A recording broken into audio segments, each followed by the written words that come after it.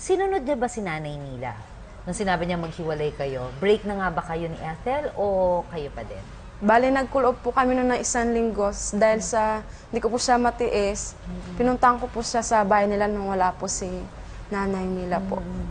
Tapos yun po, nagkaayos po kami ulit. Dahil po sa mahal nga po namin yung isa't isa, kahit na po nahadlangan kami ng mama niya. Tuloy pa rin po. Gaano ka-importante sa'yo ang approval ni Nanay Mila? Importante po sa akin dahil magiging masaya na kami, hindi na kami matatakot lumabas na baka makita kami, may pangamba. Masaya ako kung matatanggap niya po yung pagmamahalan namin dalawa.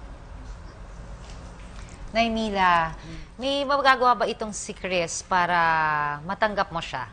Talagang ipakita niya sa akin, talagang mahal niya yung anak ko. Kung sila talaga. Wala akong magagawa kung talagang nagmamahalan sila. Nandiyan na yan. Sana mahalin niya maigi yung anak ko. Yun lang. Ba't naiiyak ka, Nay? Wala. Sige po, bakit po naiiyak si Nanay? Ano ba ang Kasi- pangarap mo para kay Ethel? Kasi pangarap ko para kay Ethel, magkaroon talaga siya ng isang pamilya. Masayang pamilya. Kaso, na-inlove siya kay Chris. Wala akong magawa. Ethel, mabuti siguro kausapin mo ng puso sa puso itong si Nanay Mila, no? At ipaliwanag mo kung gaano mo talaga kamahal si Chris. Mama, pinapangako ko po sa inyo, nagtatrabaho po ako para po sa inyo. Sana po tanggapin mo rin kami. Kasi mahal po talaga namin yung isa't isa, ma. Chris, ano ba ang may papangako mo kay Nanay Mila? Nay, kung sakaling matatanggap mo po kami, gagawin ko po lahat. Di ko po siya sasaktan. Mamahalin po. Kung di ko man po kayo mabigyan ng apo sa kanya, bibigyan ko naman po siya ng masayang buhay kasama po kami. Pero Nanay, bago po kayo magdesisyon ng todo-todong desisyon na to, ha? Sige, maligaya si Ethel. Diba, sa piling po ni Chris, naaalagaan siya, nabibigyan siya ng tamang pagmamahal. Pero di ba ang importante sa isang relasyon yung tamang pagmamahal, nagbibigayan at inaalagaan at walang panulokong ginagawa at pagsisinungaling, di ba po, Nay? So, Nanay Mila, matatanggap mo ba po ang relasyon ni na Ethel at ni Chris? O kung hindi man, mabibigyan niyo po ba sila ng kahit paano pagkakataong ipagpatuloy ang nilang relasyon?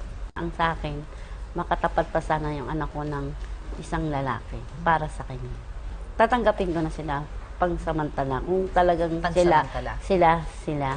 Pero sa ngayon, Nay, kumbaga pagbibigyan mo ang kanilang relasyon. Kung hanggang saan sila. Ma, salamat, ma. Maraming salamat po, Nay. Huwag po kayong mag-alala, hindi ko po pababayaan si Ethel po. Pangako ko po na hindi ko po siya sasaktan. Mamahalin ko po siya, alagaan.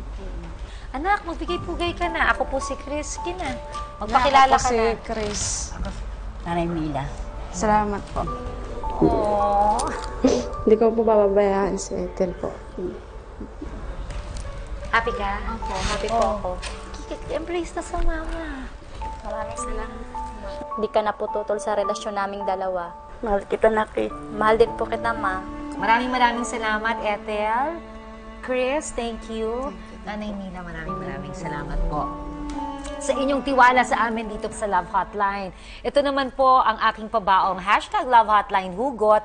Magkaiba man tayong lahat, pero ang puso natin, iisa lang ang hugis at tumitibok ito sa iisang rason lamang dahil ito ay nagmamahal.